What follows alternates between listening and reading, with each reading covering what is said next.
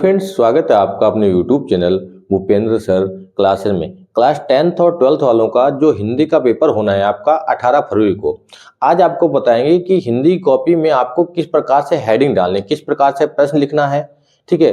और क्योंकि बहुत से बच्चे ऐसे हैं जो खंड नहीं सही से डालते हैं, प्रश्न नंबर सही से नहीं डालते हैं, जिससे जब कॉपी चेक होने के लिए जाती है, परीक्षक लोग जो एग्जामिनर जब कॉपी चेक करते हैं तो कॉपी चेक करने में बहुत ही दिक्कत होती है। क्योंकि उनको क्या होता है, उनको नंबर देने पड़ते हैं, फिल करना पड़ता है कि कौन से प्रश्न में कितने नंबर मिले। अगर आपने प्रश्न नंबर ही सही से नहीं डाला है तो फिर आपसे लिखने से आपका कोई फायदा ही नहीं है। ठीक है। पहले क्या होता था, तो पहले आपकी कॉपी जैसे इस प्रकार से आती थी, इस प्रकार से कॉपी आती थी ये वाली। ठीक है। ऐसे चौड़ाई में, ठीक, इस प्रकार से कॉपी आती थी पहले भाई। अब क्या है, अब कॉपी में जो है परिवर्तन हो गया है। इसी बार से कॉपी में परिवर्तन हो गया, चाहे हाई स्कूल की कॉपी हो चाहे इंटर की। जैसे पहले ऐसे आती थी, अब क्या है, ऐसे हो गई कॉपी। तो इसमें क्या करते थे बच्चे, इस प्रकार से लाइन खींच लिए दो, यहां से खींच लेते थे या इधर भी खींच लेते थे दो। अगर कुछ बच्चे होते थे इधर नहीं खींचते थे लाइन। ठीक है। तो यहाँ क्या होता है, जैसे यहाँ पे खंड अगर डाल दिया, यहाँ पे खंड डाल दिया, खंड का है या खंड खा है, और यहाँ से प्रश्न लिख देते थे, प्रश्न नंबर या डायरेक्ट आंसर भी ऐसे लिख देते थे। लेकिन अब आपके पास यहाँ पे इस प्रकार के फॉर्मेट नहीं मिलना है। अब आपको कॉपी कैसे मिलनी है, अब आपको कॉपी मिलती है इस प्रकार से। अब जो पेपर है आपका इस प्रकार की कॉपी में लिखना है। ठीक है। क्योंकि इसी बार से परिवर्तन हुआ है। जैसे रजिस्टर आपके पास होता है, जैसे ये कॉपी है ऐसे इस प्रकार से। तो इसमें भाई अब कैसे लिखना है, क्योंकि अब पहला प्रश्न जैसे है यहाँ पे बीच में आप जो लिखते हैं दोनों तरफ, तो उसमें ज्यादा जगह होती है। अब आपको इतना स्पेस बीच में नहीं मिलेगा अगर दोनों तरफ खींचेंगे तो यहाँ पे आपको इस प्रकार से खींच लेना। चाहे तो एक लाइन खींच सकते हैं या डबल भी खींच सकते हैं। ठीक है। इस प्रकार से यहाँ पे अगर खंड लिख लिया है, देखो सबसे पहले खंड लिखना बहुत ही जरूरी है। अगर खंड का के अंतर्गत 4 प्रश्न दिए हैं, 6 दिए हैं, या जितने प्रश्न है उसके सारे प्रश्न लिख लो। जैसे प्रश्न नंबर 1 है, प्रश्न नंबर 1 का हमें करना है, प्रश्न नंबर 1 का या प्रश्न नंबर 1 ही है खाली। ठीक है। तो 1 का लिखो। उत्तर नंबर अगर डालना चाहते हो खाली तो उत्तर नंबर डाल दो, उत्तर नंबर 1 का। अब यहां से लिखना स्टार्ट कर दो। ठीक है। यहां से लिखना स्टार्ट करेंगे, ये लिखेंगे। अगर फिर अगला खंड कोई आ गया, खंड खा है, खंड खा में अगर हम कोई भी प्रश्न करने, जैसे ऑब्जेक्टिव वाले तो कर लेंगे, हाई स्कूल वाले पहले ऑब्जेक्टिव करेंगे। खंड का के अंदर बहुत सारे प्रश्न आएंगे, फिर खा में, फिर गा में, और इंटर वाले जो है, इंटर वाले में भी पहले ऑब्जेक्टिव आते हैं, उसके बाद लिखने वाले प्रश्न जो आपके आते हैं। खंड खा में अगर आप डायरेक्ट आंसर ही लिखना चाहते हैं, खंड खा में हम लिख रहे हैं, जैसे पहले का आंसर हम लिख रहे हैं का वाला। ठीक है। अगर यहाँ पे देखो कोई अगर गद्यांश वाला आ गया, तो अगर गद्यांश कोई है तो ईर्ष्या तू ना गई मेरे मन से, या इस पार्ट से कोई, इसमें डॉट डॉट करके लिखना बहुत, जो लास्ट वाला शब्द कोई भी है। ठीक है। लास्ट वाला शब्द जो है ऐसे लिखना बहुत जरूरी है। क्योंकि यहां से क्या होता है, जैसे दो दिए होते नहीं, देखो इसमें 2 दिए होते हैं कि ये दिया है अथवा करके ये दिया, तो इसमें से क्या होगा, एग्जामिनर को पता चलेगा ना कि आपने कौन सा लिखा है आंसर इसका। तो ये हो जाएगा इसका संदर्भ इसके बाद। ठीक है। तभी कहते हैं जैसे प्रश्न नंबर डाला, प्रश्न नंबर के बाद लाइन छोड़ दो, और ये प्रश्न नंबर, जैसे हमने यहाँ पे अगर प्रश्न डाल दिया, ये प्रश्न डाला और यहां से हमने क्या किया, उत्तर इस लिखना स्टार्ट कर दिया।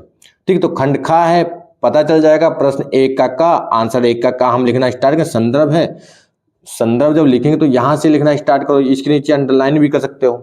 ठीक है। उससे और ज्यादा अच्छा लगेगा। उसके बाद यहां से स्टार्ट कर देंगे, फिर ये लिखेंगे प्रस्तुत गद्यांश हमारी पाठ्य पुस्तक, ये लाइन ये लाइन। अगर ये नहीं लिखना चाहते हो तो यहां से स्टार्ट करो भाई, कोई दिक्कत नहीं। जितना अच्छा लिखोगे, साफ साफ लिखोगे, दो स्पष्ट शब्दों में, ना ज्यादा छोटा ना ज्यादा बड़ा। बहुत छोटा जैसे लिख रहे हो कि संदर्भ ऐसे लिखोगे तब भी दिक्कत है। बहुत बड़ा भी नहीं लिखना है।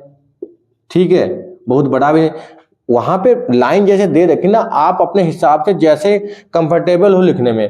ठीक है। ना ज्यादा तिरछा टेढ़ा मेढ़ा, ज्यादा स्टाइलिश नहीं लिखना। आप अच्छे अक्षरों में शुद्ध जो समझ में आए अच्छे से, वो उस प्रकार से लिखना है। ठीक है। संदर्भ, और आपको इसमें पता है कि प्रस्तुत गद्यांश में क्या होता है, गद्यांश में हम लोग लिखते हैं, गद्यांश में क्या लिखते हैं, गद्यांश में हम लोग लिखते हैं लेखक। ठीक है। और पद्यांश में जो है उसमें लिखते हैं कवि। क्या लिखते हैं, कवि, या लिखते हैं रचयिता। प्रस्तुत गद्यांश हमारी पाठ्य पुस्तक हिंदी के, ठीक है, ममता नामक पाठ से लिया गया है, जिसके लेखक श्री जयशंकर प्रसाद जी। इस प्रकार से, ठीक, ये हो गया। अगर फिर निबंध लिखना है, निबंध वाला कोई प्रश्न आ गया तो खंड हमें बदलना पड़ेगा। खंड अगर गा है, खंड गा का कोई प्रश्न है, जैसे हाई स्कूल में है या इंटर में है, तो इसका आंसर हमें लिखना है, उत्तर नंबर है हमारा गा का पहला। या खंड नहीं है, अब खंड हटा देते हैं, उसके बाद अगर प्रश्न नंबर आपका है चौथा, चौथे का है पहला, दूसरा, तीसरा अगर हमें निबंध लिखना है तो तीसरा आप निबंध यहाँ पे दिखाओगे कौन सा निबंध लिख रहे हो भाई, कौन सा निबंध लिख रहे हो। बेरोजगारी की समस्या है, ठीक है, बेरोजगारी की समस्या है या दूसरा कोई निबंध है, ठीक, उस पे आपको यहाँ पे लिखना पड़ेगा। उसके बाद यहाँ से हेडिंग्स लिखोगे, रूपरेखा, ठीक है, या प्रस्तावना, जो भी, क्योंकि यहाँ पे ये तो है नहीं कि प्रश्न नंबर डाल दिया बस आंसर लिखना स्टार्ट। हमारा चौथा है, चौथे के बहुत सारे खंड है ना, 4 5 है, 5 निबंध कम से कम हाई स्कूल में 3 या 4 दिए होते हैं। कौन सा निबंध आप लिख रहे हो, उस निबंध को आपको यहाँ पे लिखना पड़ेगा, ठीक है। उसके बाद अंडरलाइन करके इसको, उसके बाद उसकी हेडिंग्स लिखना स्टार्ट करो, तो इससे ज्यादा अच्छा रहेगा। जीवन परिचय है, पहला लिख रहे हो, दूसरा लिख रहे हो या तीसरा लिख रहे हो, तो उसको लिखो तो कि हम आंसर जो है, कि हम आंसर चौथे का पांचवा, ठीक है, उत्तर नंबर हम लिख रहे हैं चौथे का, ये लाइनें खींची हैं अगर कॉपी में, चौथे का लिख रहे हैं, रामचंद्र शुक्ल पे जीवन परिचय लिखना है हमें, रामचंद्र शुक्ल पर, तो ये यहाँ पे लिख दो।